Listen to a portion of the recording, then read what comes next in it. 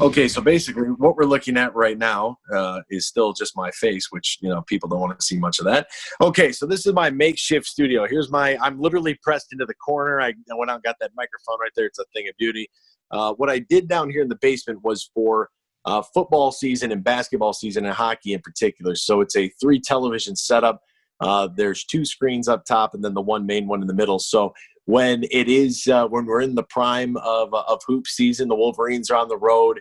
Maybe the Pistons and the Red Wings are both at home. I can have all 3 going at one time, so you kind of feel like you're connected. You miss a whole lot. That's my lazy boy right there that I never – hey, if you see the concrete over there, folks, don't worry. I had some water issues in my basement. But that's my lazy boy. That probably gets about 95% of my time when I'm awake.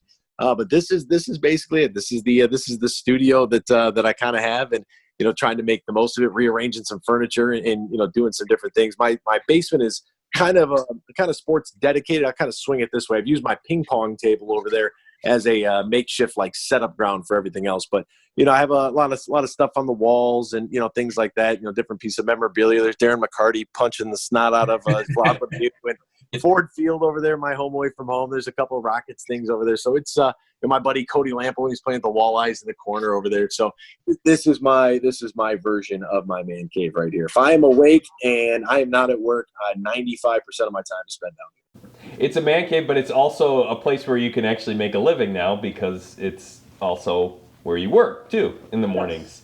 So that's a great setup. You're obviously a Detroit sports fan, I would say, and Michigan as well. Is that correct? Yeah, so I grew up in Monroe. It's not far. It's right over the border. But yeah, definitely a Michigander through and through. It's it's Wolverines, it's Tigers, it's Lions, it's Red Wings, it's Pistons. That's the way that I've always been. I could never figure out how a kid in my area grew up a State fan, even though I'm wearing a green shirt right now, Michigan State. Come on. But I think the interesting dynamic about it is that most people, I feel, that are listeners of the show know that.